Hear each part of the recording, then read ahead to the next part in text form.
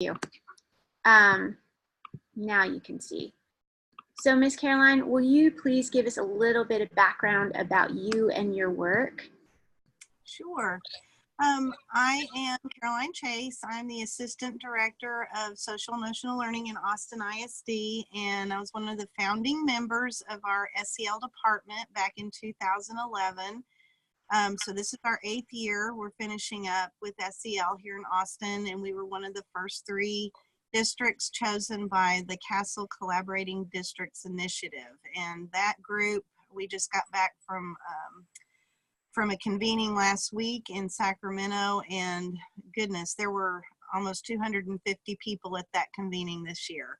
So there are many school districts involved at this point across our nation, and I'm just really proud to be one of the early pioneers of this work, and share with you some of the things that we've learned across the years that we've been doing it. Well, we are so excited to have you today. Thank you so much for all that you've been doing for all these many years. Thank you. So one of the things that we've talked about a little bit prior to today is the importance of having a definition for social and emotional learning. So what is your district's definition of SEL, and how does that guide your work? So the next slide you'll see is the definition that we use in Austin, and this is the Castle definition that we've used from the very beginning, and most every district that's involved with this work that is connected to Castle, we all use this definition. And it's very lengthy, but I think the 2 things that are most important are the parts. First of all, it talks about the fact that SEL involves processes through which children and adults acquire and apply the knowledge and attitudes and skills necessary to. And then you've got your 5 competency areas that most of us are very familiar with. The fact that it's a process, we continue to have to come back to that. People will say things like, how do you do SEL? Or, you know, what are your campuses that are doing it? What are they doing? And what we have to keep reminding people is that SEL is not a thing. It's not a noun that you just put in place. It's not a box that sits on a shelf. It is definitely processes that you put in place, whether it's systems or strategies or activities, or even just how you actually organize your classroom, and the ways that you engage with your students, and the ways that principals and other leaders engage with staff.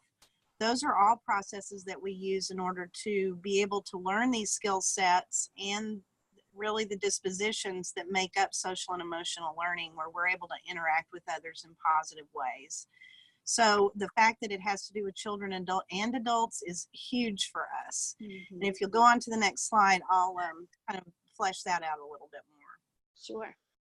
So year before last, we had finished our first 5-year goal of rolling SEL out to all 130 campuses in our school district.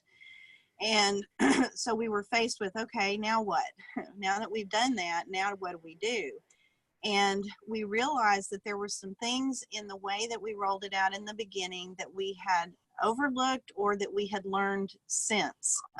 One of those being that adult learning is so important.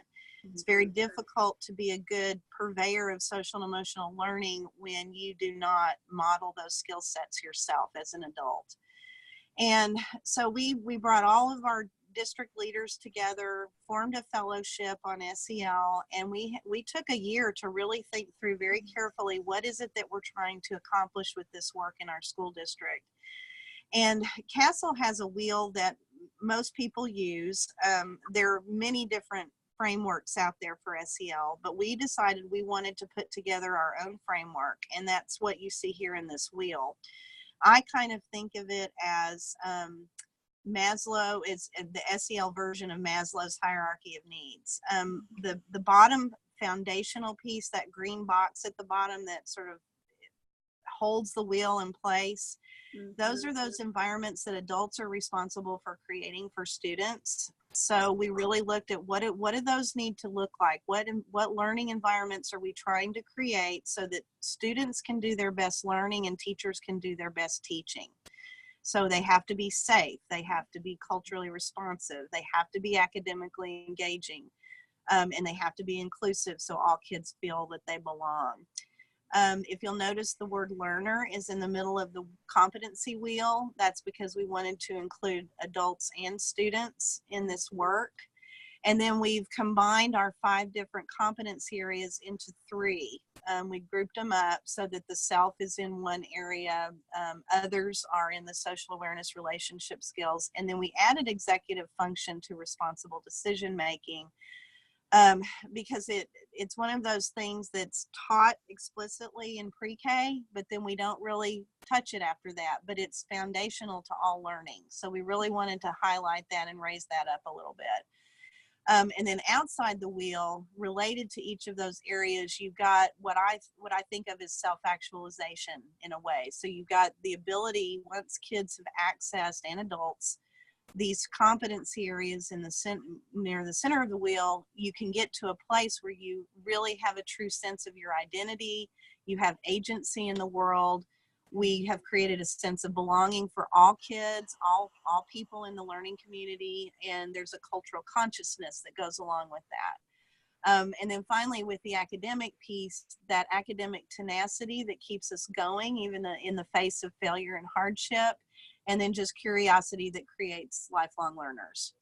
So our wheel is really a manifestation of our mission and our vision in our school district. It's what we're working toward. We are not there yet, but we're definitely on the road. That's great. I find that to be an incredibly helpful model. Oh, thanks.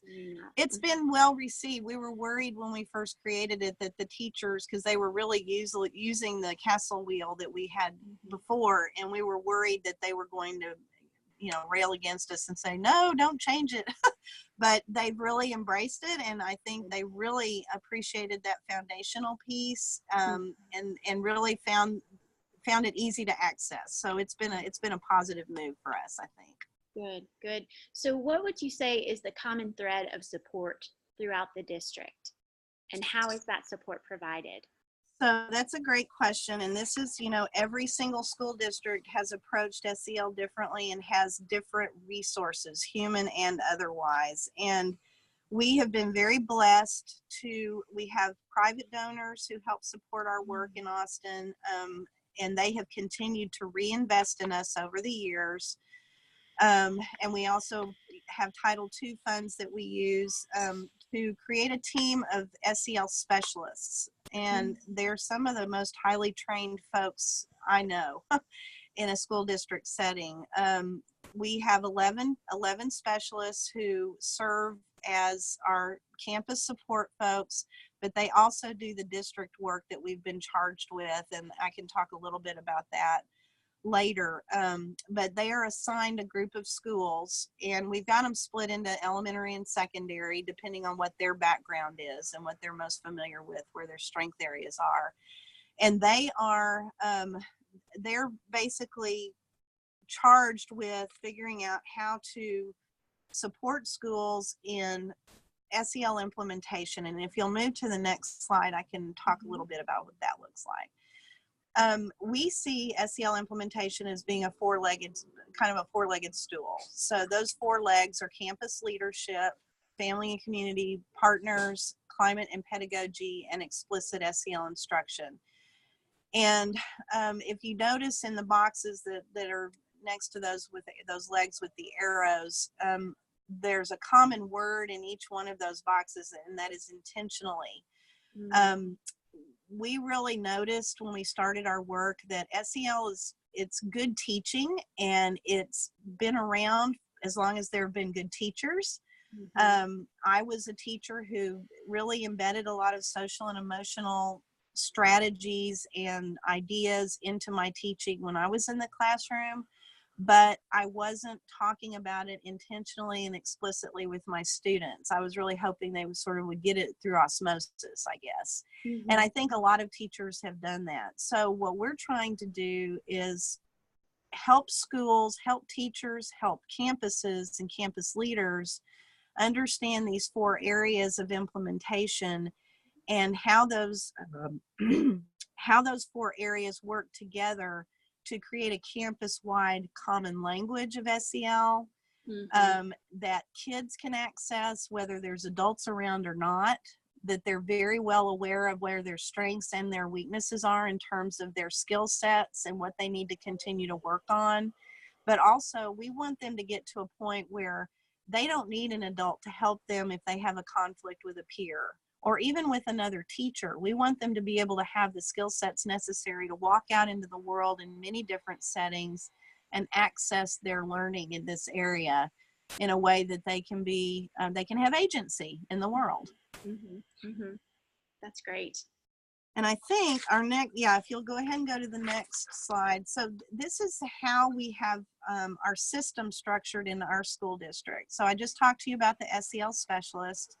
They're going to be assigned to a group of campuses, and they're going to work very closely with the campus administration. And that's going to be the principal and usually an assistant principal who's part of a steering committee. We'll talk about that in just a minute. But the SEL specialist and the administrators, they really work together to identify big goals and look at the data for their campus. And we'll talk more about where that data comes from in just a few minutes. And then we have the blessing of having 2 campus facilitators on every single campus in Austin. And they, it's amazing. And they're funded. They get a little stipend for this work, and they're funded through a grant that we have. Those folks are really the driving force on campus for the work. We are all about sustainability. We do not want any campus to be dependent on us and our specialists to do the work for them.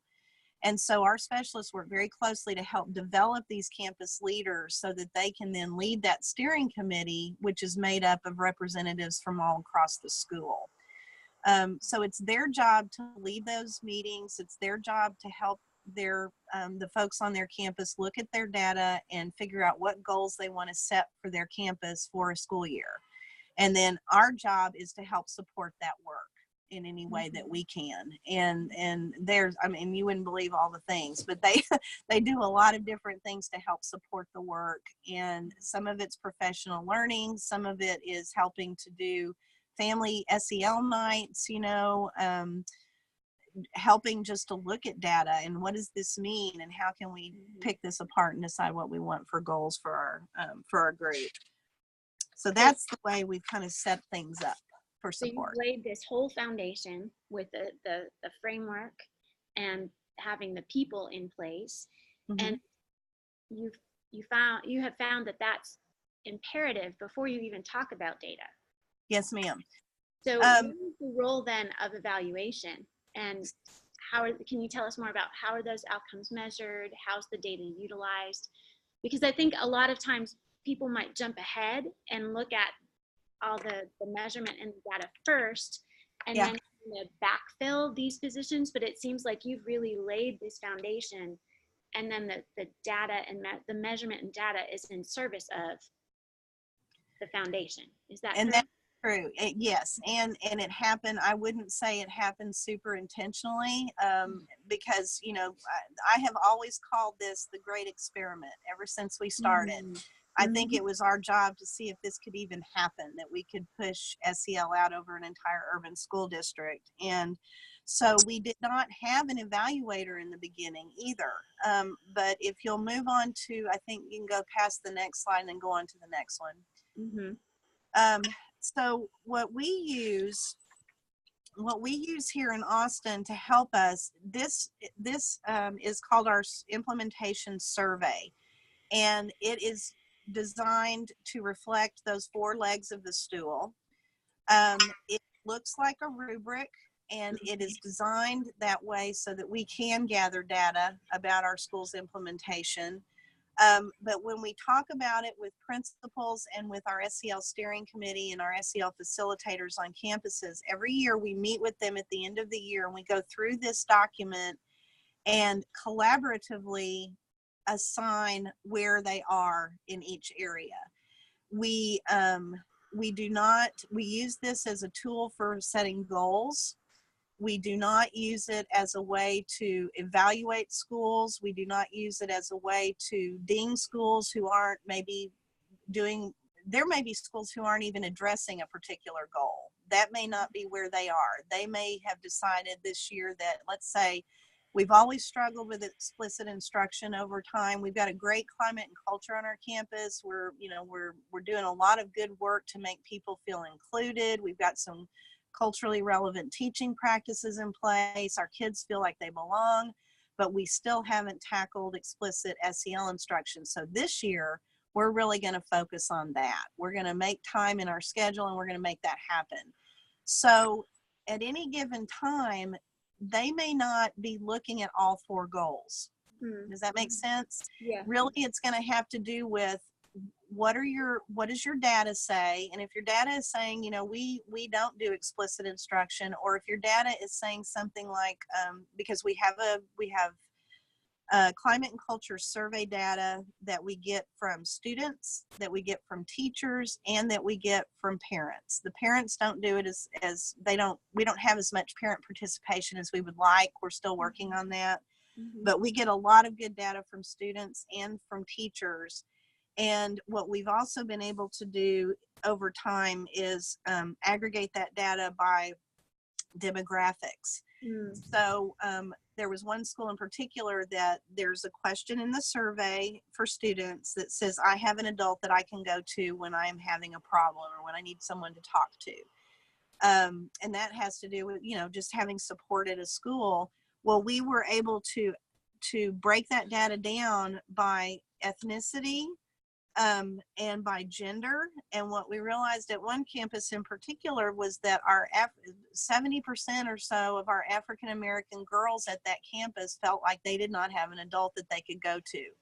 Wow. And so that's in your face data that's very useful, very helpful. And that school decided that based on that, they wanted to do some problem solving and figure out why kids didn't feel like they could find somebody to talk to. How can we make sure they do have someone to talk to? And so they developed an entire action plan for the school year on how they were going to rectify that situation. Wow. And by the end of the year, the survey will be taken again, and you'll be able to look at that particular demographic group again and see if that helped, if it improved the situation. So it's a super helpful tool. And we've been using it for, this will be our 3rd year this year. It's not perfect, and we in fact are going to meet in our team meeting tomorrow and do a little more tweaking with the language in it. It's an evolving document. It grows and changes as we learn more, and we're not tied to it. It doesn't as something set in concrete by any stretch of the imagination. What I love about that, Caroline, I mean, there are so many things that I love, but one is that it's continually evolving based on what you learn. And second, that you're using the data in service of the school community rather than it being punitive. Yes, that's been our trajectory since the beginning. I think all of us in that, we started as a team of 4 back in 2011, and we had all been in the district for quite a while, and we realized that different programs and different programs come and go in a school district. We've seen it too many times, and we were really just all it was the hill we were going to die on, that we were not going to have SEL be an evaluative tool that we would go into schools and punish people if they weren't doing it the way, we didn't have a prescription. None of that was happening with us. It was all about, you need to do what's going to be best for your school community. You need to look at your own data. You need to look at what you're already doing. There's no reason to throw out what's working well already. And mainly what we did was educate them on what they were already doing that was social and emotional learning, in the beginning. So and that, I think, has kept us here in place and progressing forward all this time more than anything else, is the fact that nobody's ever felt that SEL was a hammer in our school district. It's always been an invitation, and people have come to it with that spirit for the most part. That's great. Yeah. Yeah, I think that distinction really does help the sustainability aspect of it. Absolutely. So we have a few more minutes left before we invite questions, but can you tell us more about the data? So yes, let's go. Well, I guess this is a good one. One of the big things, and this, we're doing reports all the time, and I would invite anybody who's interested in looking at the reports that we've generated over time to go to our website at austinisd.org and look up the Department of Research and Evaluation. All of our SEL reports are in there, and anybody can see them. But I wanted to just point out a couple of items to give you an idea. One thing that was a big aha for us is we rolled out our implementation in schools over time, over 5 years, and we did a couple of vertical teams at a time. So a couple of high schools and all of the elementary and middle schools that fed into them. We would train those folks in the summer, and then they would have the next school year to kind of get things going. We had mistakenly thought that the longer schools were in and doing SEL, so to speak, that the better outcomes they would have or the better implementation they would have. And interestingly, we found out that wasn't true. Some of it may be because those older schools in the very beginning that joined in, we really had no idea what we were doing. And so we learned over time many lessons that some of the newer schools could benefit from. I think that's part of it. The other thing too is it depends greatly on the principal's buy-in to SEL. Absolutely. And the way that the teachers approach it as well. But a couple of data points here. We did see here, for instance, at the elementary level, that staff were feeling like, secondary, hang on a second. Okay, as far as students' perceptions of feeling safe at school, this is a big indicator for us. And those elementary schools that scored higher on that implementation survey on integration of climate and pedagogy, so where SEL is really embedded into their academics as well as being taught explicitly, and as part of the climate of the school, that those kids felt safer at school. So SEL is permeating kind of the climate, and therefore I feel safer at that particular campus. The next slide is about a data point for secondary, and this one was interesting to me because it has to do with staff. And this is from the TEL staff survey, and it said that at the secondary levels, staff felt more confident in their ability to manage student behavior where SEL explicit instruction was more frequent. And secondary is a level that really pushes back on explicit instruction. They really struggle with, where are we going to find time to do this? Academics are everything at the secondary level. Teachers, I was a secondary teacher and I was in love with my subject, and I fell in love with kids after I became a teacher, but I was in love with English first. And so I understand that mindset, but what we're finding is that if you'll take the time to teach the explicit lessons to kids, that they're going to learn that language, they're going to be able to manage their own behavior, and it's going to make your job as a teacher a lot easier. So yeah, so that was kind of an interesting one for me as a secondary person to notice. So as we're wrapping up, before we invite some questions for a few minutes, what is the impact of this approach, Austin ISD's approach to SEL, on teachers and ultimately then on the students? So let's go on to that last slide. Okay.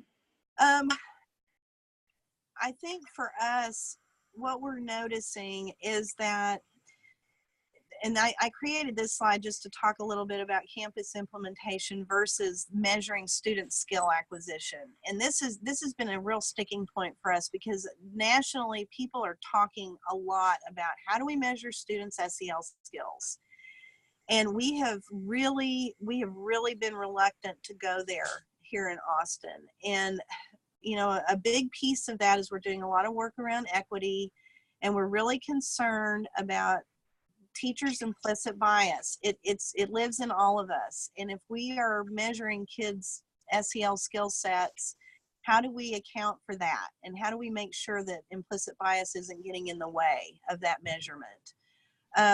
We also know that there's a lot of trauma that goes on with kids. And if a kid has, 1 year in the 5th grade has just a measure of great SEL skill sets, and then something horrible happens over the summer, maybe they lose a parent.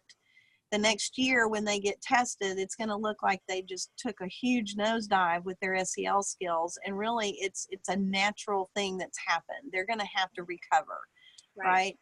So I really worry about that. And what I see instead is when you create an environment that is conducive to social and emotional learning, when it's campus-wide and really literally in the end district-wide, when you're really looking at adults and their own needs and their own self-care and self-compassion, you're making sure that they know they're valued.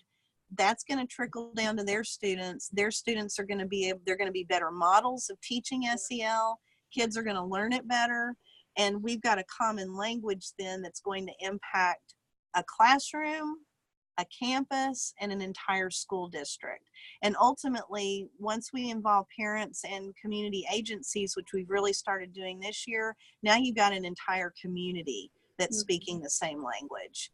And that's going to benefit kids way more than some test you do on a kid to see whether they have good self-management skills, ultimately. I love that approach. I feel like that approach is so much more comprehensive and considers, as you mentioned, the culture and the climate of the environment and how that's impacting the students. It encompasses the teacher's development and then the student's development as well. So every time I talk to you about this, I get excited because one of my biggest fears about how SEL is growing is that we're going to try to measure it to death. Yeah.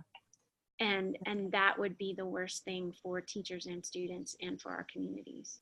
Well, and we see the outcomes of doing that with academic measurement, so I think we should learn from our own, the lessons that we've taught ourselves about that. Exactly. Well, this has been a great conversation, and I want to open it up to our friends who are joining us. If you have any questions in the few remaining minutes, I know this was such a great conversation that we went a bit longer, but if you have any questions, please feel free at this time to add those. You can just text them in, and I'll share those with Miss Caroline.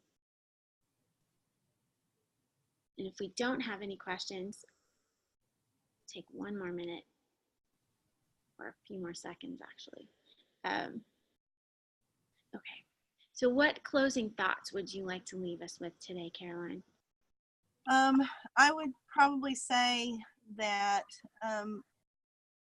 in our school district, we take the stance that SEL belongs to everybody, and we have been very happy to share all of the things that we've learned over time with anybody who's interested in hearing. We just had some friends from Plano here this morning who came to check out some stuff that's going on in Austin. We don't have all the answers by a long shot, but we're open to learning from others, and we're very happy to have others come learn with us. So if you're interested, if you have questions after you have time to process all that information today and you'd like to reach out, I'm happy to take emails. I'm happy to talk to folks on the phone. We want SEL to go out to all kids across our country. That's our goal. So good. Well, thank you for that. And friends who have joined us, if you want to email me, tamara@lovinabigworld.org, I will be sure to pass on your questions. Thank you again for joining us today. And I look forward to hopefully another conversation about all the great things that are happening in Austin. Thank you, Tamara. Thank you for your work.